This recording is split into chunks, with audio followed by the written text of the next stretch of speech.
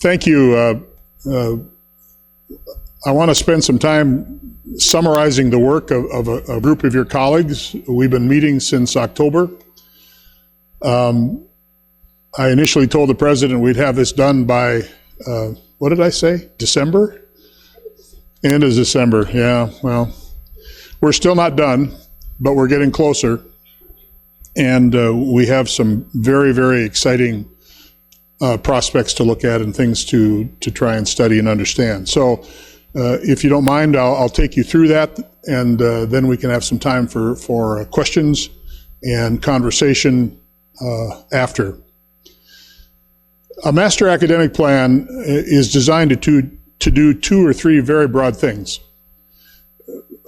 One of the things that I think a master academic plan should do is affirm. That is, to reinforce and make more firm in your mind things like values and things like intent and strategy.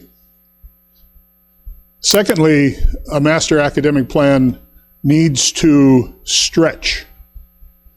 It needs to take a regular goal and just kind of, let's see where this can go. And believe me, this master academic plan does that in a couple of profound ways.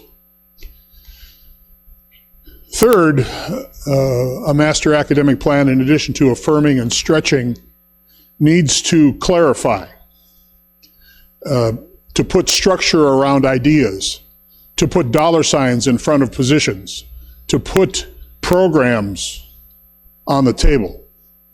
I think this plan does that. One of the things we were concerned about as a committee, well, there are several things we're concerned about. One is the impossibility of doing everything that's in the plan, and that probably is impossible. We were also concerned about, maybe loading too high a caliber round in the chamber and fearing that it's going to blow up, and that might happen too. But nevertheless, I want to share with you the affirming, the living portion of the document. I want to share with you some of the frustrations that we've had, and certainly speak to you a little bit about where we go from here. So, of all the slides I'm going to show you, this first one is probably the most important. There are three basic components of university planning. The first one is the strategic plan. And the strategic plan, educate through innovation, excellence through innovation, has 4 pillars, 16 initiatives, and 43 performance objectives. And you all have memorized that plan, and I know you can repeat back all of those things, right? But it's there. That's one dimension of planning for the university. The second one that we're working on right now is the master academic plan. And it has 3 tiers. I'll go through those 3 tiers with you today. And has a good deal of stretch in it and a good deal of imagination in it, intentionally. The third piece is a set of what I call planning enhancements. These are other pieces that we need to have to really understand our direction. For example, Corey has the facilities master plan nearly done. And I'm just waiting for, I was waiting for affirmation. There are a number of things that enhance our long-term perspective. Enrollment management, always a key, right? Because enrollment drives revenue, and revenue drives everything else. Athletics, I think we can safely say now that our athletic facilities are clearly at the bottom of the state. They're the worst of any institution in the state. Good or bad, it's a fact. And you all know that I have a North Dakota State in my background, and I know that's a bad thing to say in South Dakota. But bear with me. I actually saw, beginning in the 60s, what championship athletics can do to an institution. And most of it was good. Not all of it, but most of it was very, very good. In terms of facilities, in terms of developing a research park, in terms of all the great things that have happened up at that place. I'm a little biased, but maybe a lot biased. Facilities, advancement, technology, communication and marketing, and human resources all fit into these enhancement pieces. So the goal is 2020, Dakota State University, excellent, innovative, and sustainable. And one of the things I really like about what Dakota State has done is that we have created a process to make sure that that happens, that the planning actually is monitored. We call it the Implementation Council. It used to be the Planning Council, and in this room last fall we changed its name and changed its function. It is designed to, and here's where the values come in, to emphasize accountability, transparency, leadership, and communication. So the Implementation Council, for those of you who don't remember, this is on the quiz, all these names and their affiliations. It is faculty, staff, and students. Probably not enough faculty and probably too many administrators, way too many deans, that's for sure. But what are you going to do with deans? Don't get me started. But it's a big group, and what's happened now with our planning process, the Implementation Council is working on completing our initial review and assessment of 74 strategic goals and objectives.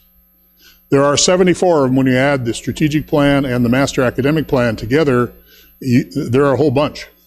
And we are, I've got 77 up there, but I axed 3 of them because they were duplicates. There's 74. For each intended outcome, we've identified an owner. And some of the owners are in the room today. You own specific pieces of the plan. And what ownership entitles you to do is to monitor the progress of that particular goal and report back on it. In fact, that's what you're going to have to do in just about a week or 10 days. Each owner is going to provide an update on the status of each initiative. We are scheduled to meet as a council 4 more times before the semester's over, and we've scheduled every one of those 74. We've assigned an owner to every one, and we divided them up into 4 meetings, and we're going to go through every one of them, and we're going to get answers to 4 questions. There are the 4 questions that each owner is going to, and A is the one that goes into Achieve It, which is our way of monitoring and tracking progress for the Higher Learning Commission. You know, ultimately, this is in the service of institutional accreditation. Very important thing that we do. But what is the current status of the initiative or intended outcome? Is it on track? Is it off track? Or at risk? Some of them are on track. Some of them haven't even been discussed, so they're at risk of being forgotten. And we need to identify those and cover those. So that's the Implementation Council. I don't want to spend a lot of time on that, but there it is. And then Achieve It, as I say, that's that little diabolical thing that Jay is in love with, that we have to put the data in, and then when the Higher Learning Commission comes, and after they read our report in the fall, they will check to see our progress. More on values in just a minute. Okay. As I said, there are 3 tiers to the Master Academic Plan. The first tier consists of ranked academic priorities. These priorities were ranked by members of the task force, and we created a list of things that there they are. These are high priorities for us as we discussed. The top one is to increase scholarship support for high-performing students. And for the sake of conversation and discussion and argument, I plugged in a number. The number 1.7 million that you see up there is 50 full rides in-state tuition for 4 years.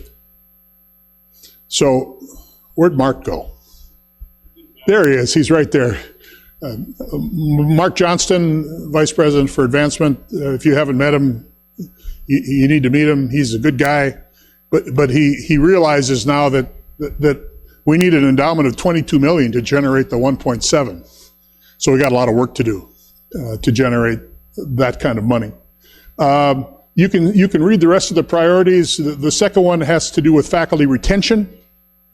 The committee felt very strongly that we need to do something to retain our talent once we get it, and I think that's a really good investment. 6-year graduation rate to go up. Full-time students with ACTs 24 or higher will go up. That's also related to number one. Student credit hour growth, online credit hour growth, refinement of teaching overload definition and management. We really have some issues relative to overload, advising loads and things like that are in some colleges out of control. Fall-to-fall retention. I don't have the exact number, but you all know that every % increase in fall-to-fall retention means many thousands of dollars to the revenue line. It is useful to retain the students that we recruit. And you all know that, but you need to know that there's a tremendous financial impact of taking a fall-to-fall retention from 65% or 70% and moving it up to 75%. You'll see all kinds of nice things happen to the bottom line. And that's called sustainability. The technology-rich nature of our undergraduate curriculum reinforced. We talked a little bit about faculty development support, and we talked about academic advisement improvement. Ranked academic initiatives. Tier 2 is the second part of the Master Academic Plan, and it's a little bit more of a stretch section. We have reinforced some of the dynamic things going on relative to our mission, national security designations, cyber education, online education, economic and workforce development, entrepreneurial development, the Madison Cyber Labs, among others, are contained in the second tier of the Master Academic Plan. Just to review very quickly, I'm not going to go through these, but we had a session in here last month about, or maybe it was 2 months ago, about the Madison Cyber Labs and what's going on with them. And a lot of really good things are going on with them and reflect our mission of technological infusion. I think, just as a side note, make sure you recognize the fact that Mad Labs are not solely a function of the College of Computing. On the contrary, many of them are interdisciplinary. Some of them are profoundly liberal learning kinds of situations. Also in Tier 2, we talk about entrepreneurial development, incubation, tech startups, fifth generation networking. These are ideas that are very much in the stretch category, that are leading us into very specific initiatives and proposals for funding. We're working on one now with a deadline on Friday that we're trying to get going, and that could be very exciting. It's in support of the Mad Labs and some of the work we're doing there. Academic planning matrix, we did talk about three important words: interdisciplinary, entrepreneurial, and rigorous. And when you think of new curriculum, faculty, you should be thinking along those three lines. There aren't many questions anymore, especially for institutions like Dakota State. There aren't many questions anymore that are not interdisciplinary. Most of our questions and problems are related to several disciplines. So when you solve the problem, you need an interdisciplinary approach, and curriculum is essentially a problem-solving mechanism. So it needs to be interdisciplinary, entrepreneurial in the sense of looking forward, thinking about things that are going to grow, and rigorous and technologically infused. We have a list of emerging potential programs. These are not yet on the books, but they're coming. I want to just throw them up on the screen. These are real stretch goals, but you can see that we've got quite a few that are in the emerging potential programs category, and they range from doctorate level work to certificate level work and everything in between. There are situations where undergraduate and graduate certificates are the things that we need to be producing, the academic product that we need to be producing. In other cases, it's a baccalaureate degree. In other cases, it's graduate level degrees. The point is, the Master Academic Plan is seeking to accommodate kind of a multi-phased approach to program development. And I think it's going to work. The financial impact of Tier 2 is substantial. And I almost hesitate to show you this slide, but I'm going to show it to you. Because in order to do that kind of program development, it takes resources, and primarily faculty resources, to get it done. But I am going to show it to you. Along the left column are a series of things that I just talked about. NSA designations, cybercore scholarships, all the way through different degree patterns, honors programs, and so on. The first column is cost for faculty. The second column is cost for support staff. The third column is facilities. And you can see this is very much a stretch document in the sense that we're proposing, at least in this component, about 12 faculty positions and about 5 staff positions and 2 buildings. Now, we don't have funding for any of that. And you might say, well, why even talk about it? Because it's important to take your mind and stretch it around these strategic initiatives, to think of what might be. And with the proper funding and the proper approaches that we're attempting to take, we may be able to accomplish these things. And the stretch goals become realistic goals. But you can see that sheet there is about $28 million in stuff, faculty positions, buildings, all of that. It's interesting that we're going into budget conversations next week, and actually it's good timing, I think. Emerging and potential programs, Tier 3 elements. Now here we are. This is the third tier of the Master Academic Plan, and it has some interesting components to it. The first one is something that we may have misnamed, and we talked about this yesterday. We call it an academic report card, and I'm not so sure that's the best name for it. Because, well, we do assign a grade to every academic program. We have the ability now to use 5 program indicators, measurement indicators: cost, declared majors, degrees awarded, section size, and job growth. And we have a series, and Christy did most of the work here, and many thanks to Christy and certainly Jay. And we had a few conversations in the fall about whether we could actually do something like this, and they pulled it off. We have dashboards that have cost calculations, declared majors, section size, you can read it. All in a very powerful spreadsheet.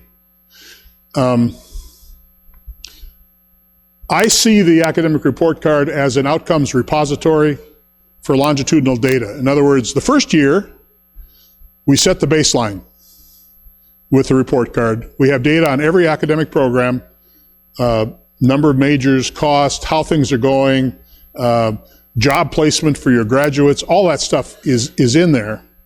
And we set the baseline, and then every year, we add to the database and we look for trends. We talked yesterday in the committee about this not being an algorithm for program cuts. That's not what it's about. But it is about transparency, it is about accountability, and it is about making sure we know what we're doing with our academic programs. The goal is to create a great university and have a great place to work, and which reminds me, Jay, to remind all of you, you got an email from me on Friday requesting your help with a survey from the Chronicle of Higher Ed. It's called the Great Places to Work Survey. And please do it. We need the data. It's part of our effort to improve things like communication and understanding across campus, and to really create greatness in the university and make sure that we all think it's a great place to work. So those data will be useful, and I just want to put a plug in for completing. Anything you want to add to that, Jay? Just please do it. It's out there now. I received mine, I think, on Saturday or Sunday, and they're out there. The measures of a great university, also part of our academic master plan: fiscal sustainability, regional and national relevance, the ability to recruit and retain talent. That third one right now is bothering me a lot because we have some trouble with some of our search pools and driving me crazy, actually, on most days. On the other hand, we have some faculty searches that have been incredibly good. So we have a little of both. It's just that our capacity and ability to recruit and retain talent will be the strategic measure. If we're able to get the people we need to run the operation that we see evolving, we'll be great. We'll be fine. Student success on multiple levels, of course, that's the only reason that we're here. Staff and faculty and students believe in the place. All of you are familiar with belief systems and the way we incorporate those elements in our lives and how they produce trust and stability and all of that. Well, one of the things that we think is important is establishing a strong basis of believing in this place.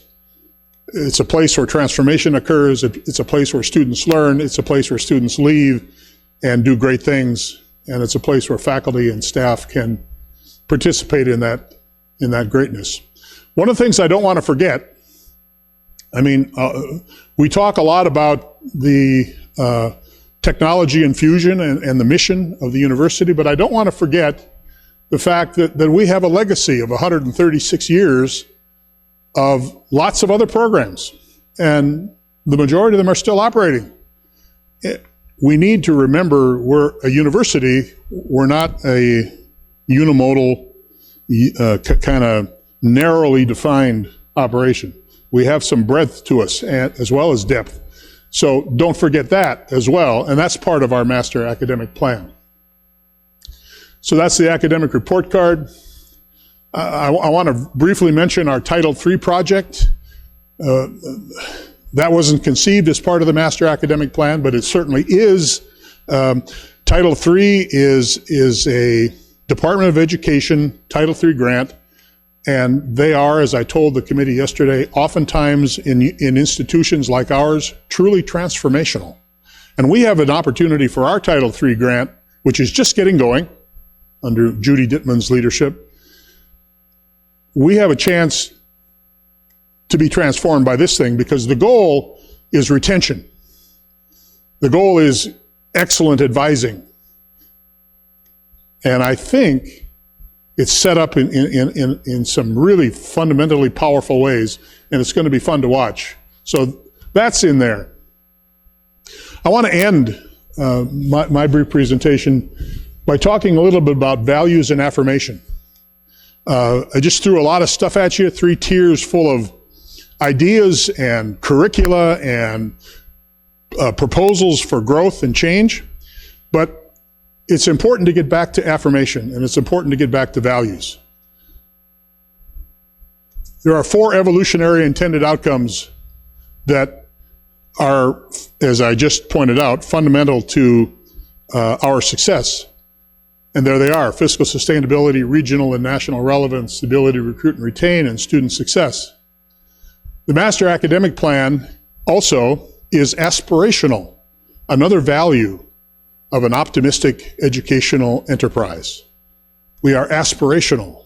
We don't just sit. Things develop over time and we grow. The shared fundamental values for the academic side of the university, again, the master academic plan is a values-rich document. We value student success and competence. We value strong and competent faculty. We value a meritorious curriculum designed to maximize student outcomes, and we value a communicative and effective campus network. These are all values that are part of our ongoing direction as dictated by the master academic plan. In the university strategic plan, I just throw these up to repeat because you've all memorized them already. It's the blue document, if you don't remember. There are a number of values that are articulated in the strategic plan, and I just repeated them. I'm not going to go through them, but you can see that it's a values-based document. The mission of the university is also articulated in the strategic plan, and there it is. I'm not going to read it, but we didn't reinvent the wheel. We're trying to, in a very profound way, expand the wheel. Markers or values that will be part of future academic program development at the university. These are things that I think I've already mentioned, and I don't need to repeat, but interdisciplinary, entrepreneurial, rigorous, and technologically infused, certainly that is consistent with our mission, and these are all values. Program indicators driving the report card have a lot of values in them. Things like, well, I'll just put them up. I already mentioned them, but the values are at the bottom. And these are important to recognize as operational guidelines. Transparency, accountability, and responsibility. The Master Academic Plan seeks to provide those things to the community, of Dakota State. The Implementation Council and the Planning Narrative. I've talked enough about the Implementation Council, but it is a governance body that will monitor and report on progress in university planning. And that process is starting, is it next week, Susan, or the week after? And as I said, we'll cover 4 meetings and we'll go through all 74. And we'll find out how we're doing. And that will in itself create another agenda of things that have to get done. This representative group brings together the leadership from 21 elements of campus governance and operation. It is a monitoring group for the Master Academic Plan. And the values that the Implementation Council, I think, seeks to reinforce are action and accountability. You know that in higher ed, we have a terrible reputation for taking strategic plans and putting them on the shelf. I mean, we spend hours and days and weeks developing them, and often we don't do much with them after that. That's not going to happen. Starting next week, we're going to go through every one of those intended outcomes and see how we're doing. Action and accountability. Just a few summary comments, and then I'll turn it over to you if you have questions for us. There are members of the Master Academic Planning Task Force in the room. Flexible and proactive planning is increasingly important. There's no doubt about that. Sometimes I shake my head and wonder, well, where's higher ed headed? And what's happening to things like state funding and support for higher education and things like that? The same questions we asked 40 or 50 years ago. I mean, the questions haven't changed that much. Opportunities and challenges present themselves to us daily. Working and living documents, departmental plans, environmental scans, things like that need to be part of the planning process. I didn't mention this, but I need to. We have an environmental scanning component to the academic master plan as well. It isn't complete yet, but we have set up focus groups. We've talked we've had faculty groups, we've had student groups. We're going to have alumni groups. Mark? We're going to have, we've had a community group, downtown folks and all that. Environmental scans are very important. Accountability, transparency, and maybe the value that it's a good one to sort of end with today is the value inherent in imagining what might be. Not just what is or what was, but what might be. And a good master academic plan allows imagination not to run amok, but to be vital and predictive. Dan and I were having a conversation about the long-term predictive validity of certain healthcare data. And of course, it's fun to watch our government now as they're arguing about healthcare plans. And and how they, when the shoe's on the other foot, and suddenly the Congressional Budget Office is either your friend or your enemy, depending on which party you're in, and next time the shoes will be reversed. It's really great fun. But for us, accountability, transparency, and imagination are incredibly important. And I emphasize imagination. The Master Academic Plan is a guiding document for decision-making and planning. It is certainly aggressive. The academic programs, just to take that element, just the academic programs that are suggested in the Master Academic Plan are revolutionary. And I suspect they're going to change over time. I mean, as needs evolve. But absolutely there for us when the resources are right and the timing is right. They're there for us. The next 3 to 5 years, there are 3 things that are going to make or break the Master Academic Plan and the Strategic Plan. And they are these 3 words: capacity, timing, and funding. And all 3 of them are complicated. Capacity is an interesting one. Can we grow? Yes, we can grow.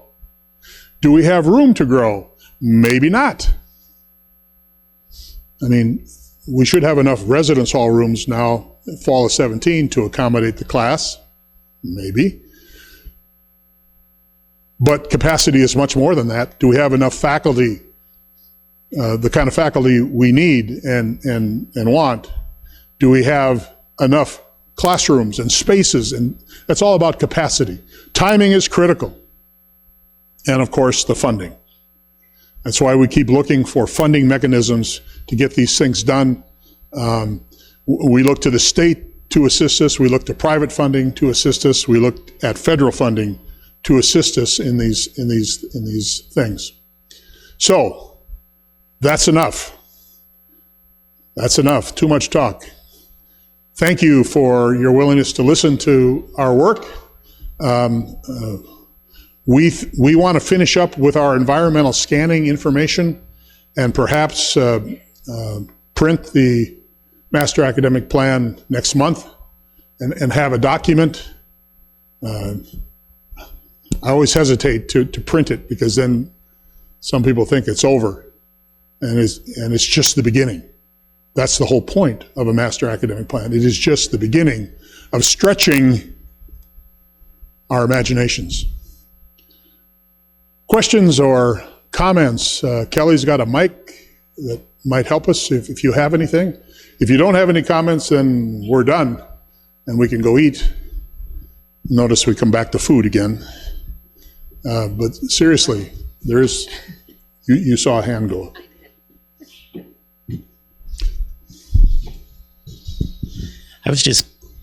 It's working. Okay. I was just curious if the program report card that you talked about, is that available? Like, can anybody look at it? The answer is yes. It's certainly public data. Why do you want it? I just want to do well. I want to see how the report cards look. Yeah, I would want it too. We have to figure out, eventually it's going to be a link, but one of the things that I'm most afraid of, anytime you open yourself up to be transparent and accountable, is that you open yourself up to all kinds of things, and it's hard to predict what those will be. I would imagine that we're going to have a link in the not too distant future where you can go out and click on it and you can look at programs. It's really important, though, let me just, before you go out and look at it, for you to remember that we're interested in establishing baseline and foundational data. We're not interested in a witch hunt. That's not what this is about. Now, when we say we're accountable and transparent, that also means we're responsible. So we have to make decisions about things. I mean, you all make decisions in your lives every day, and we will have to, like if a program is going south, students are going down, enrollments are going down, can't recruit faculty anymore, we'll know. And then some tough questions have to be dealt with. We've all been there. We've all done that. I just don't want it to create the impression that the report card is some kind of cut mechanism, because it's not that. It's not that. Good question. Did I tell you you get extra credit if you talk? No. You get 1 extra credit, you don't get 2. Yeah, go ahead. Anything?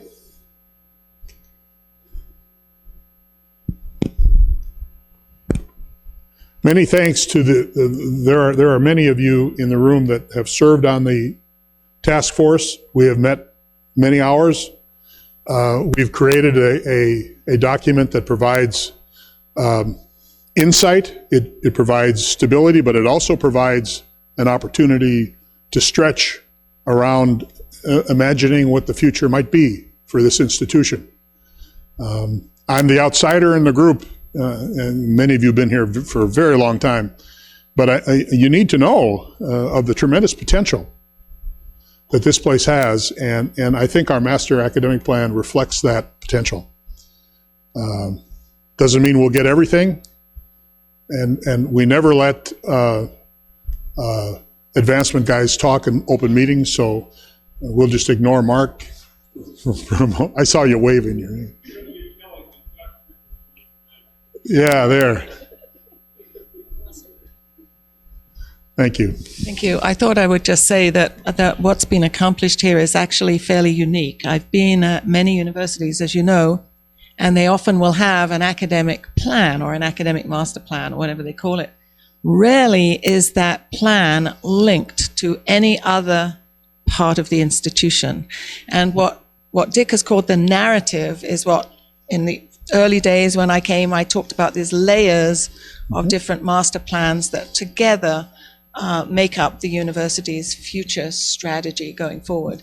It's just never linked. I mean, the thought that you can have an academic plan, you're talking about growing programs, that it doesn't relate to enrollment planning, it doesn't relate to your HR strategy, it doesn't relate to your facility strategy, doesn't make any sense to me. So just the very fact that we've done that is in itself unique.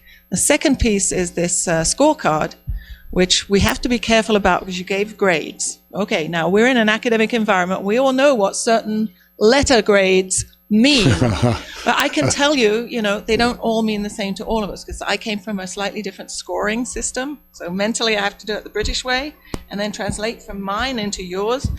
That's the risk we run by putting grades, that it will be interpreted. And you understand if we go transparent, then it's seen by lots of other people. But the very fact that this is being created in the way it's being created is pretty unique. And we're hoping Christy and others get some publications out of it because it is a unique fact. But it's pretty remarkable. So you didn't quite meet my deadline, but you brought a quality product forward. And the fact that we've moved to create the Implementation Council, I only have one disagreement with you. You said that the Implementation Council is responsible for monitoring the Master Academic Plan. I would say, and all offshoots of that plan into the other areas. That's true. I didn't say that, but that's true. Absolutely true.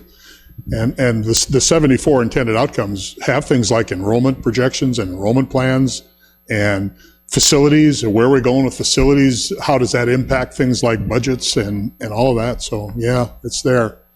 It's kind of fun to see and talk to me in mid-April after the 4th meeting of the Implementation Council, because I'll have a different kind of reaction at that point, I'm sure. But we're going to go ahead and do those assessments and see where we are and get ourselves in position to move this institution forward. Thank you again for attending, and if you have any questions, you can just drop me a note. If you like I say, I think publication date is probably at the end of this month or early April, and we'll have a document. There'll be a link somewhere. I don't exactly know how that will work, but there'll be a link, and this stuff will be accessible and allow you to look at it. Thanks again. Have a good day.